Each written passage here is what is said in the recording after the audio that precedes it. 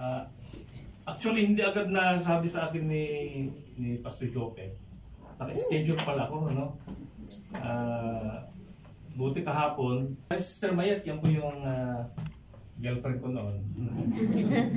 Binabati ko kaya niya ng isang...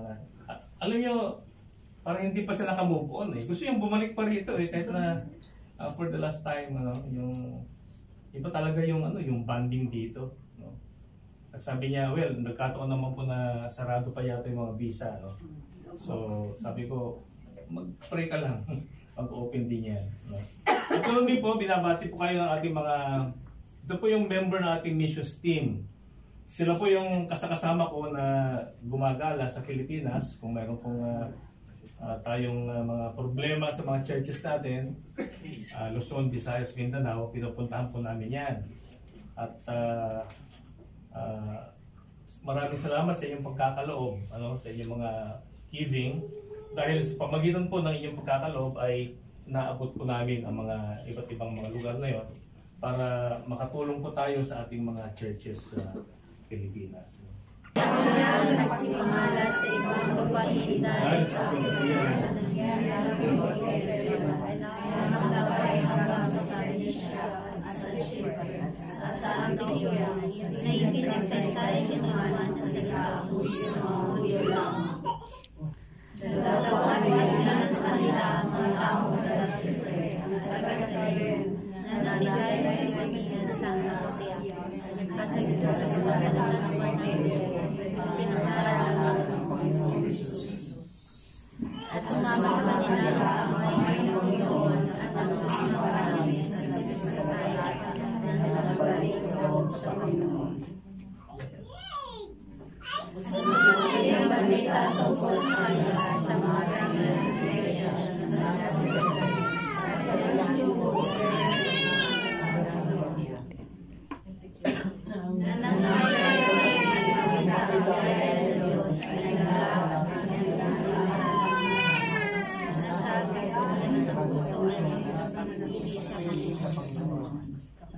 sapagkat siya'y mabuting lalaki gusto sa at ang nanampalataya maraming tao at siya'y naparoon sa aso upang maharami sa Saulo.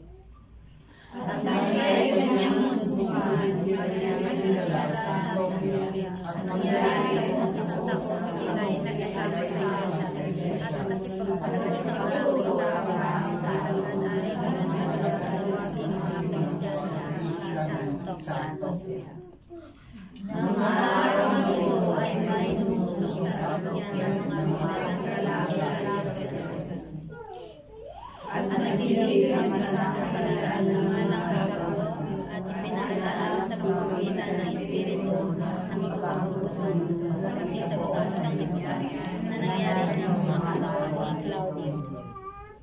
At ang alagad ay sa kaya ng bawat isa ang kanyang padala sa saso sa pagkakita ng isang mga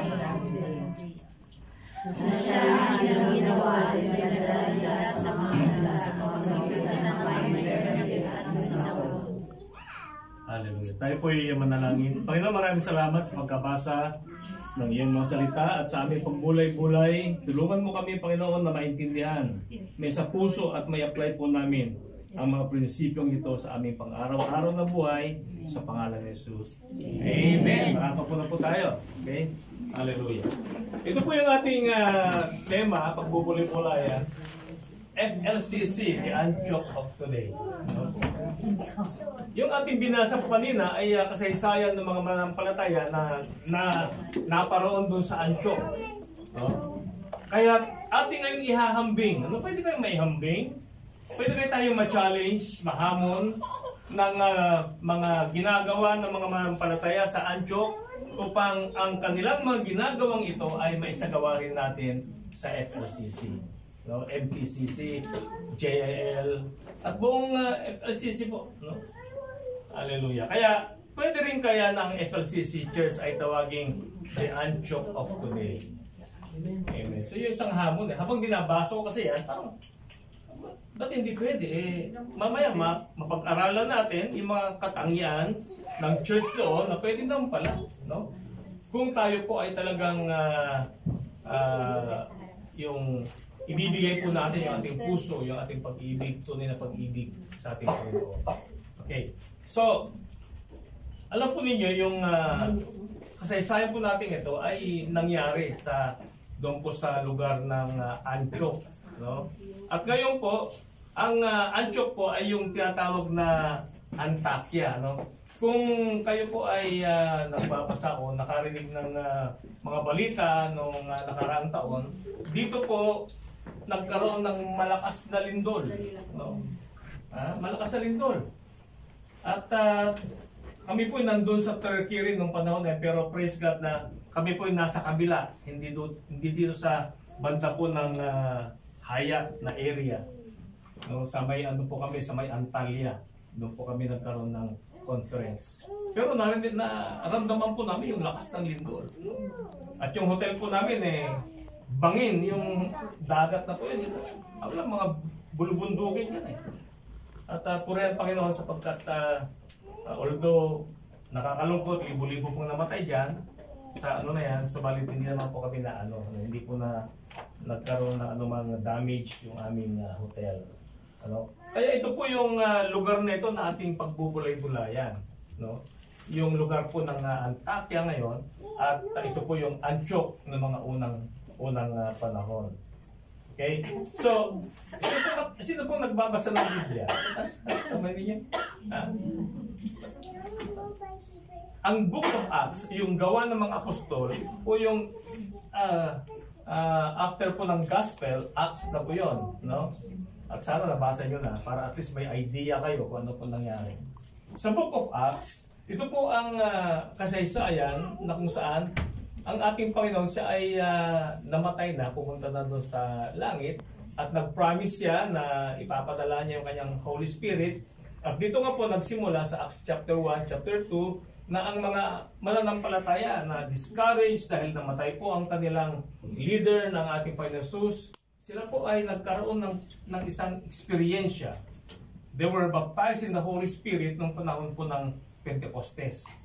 At doon po nagkaroon sila ng tapang na mangaral po ng mabuting balita. No? So, ever since that time, andun na yung kalooban ng Panginoon na ang lahat ng mga believers ay mangangaral ng salita ng Panginoon. Hindi po yung anumang ideology or anumang mga doktrina, kundi ang Word of God. Kaya ang Book of Acts po ay nauulit po ngayon. Ito po yung nangyayari ngayon. Kaya nga sabi ko nga yung Antioch, isa pong lugar na kung saan ito'y third largest city nung panahon po ng Roman Empire.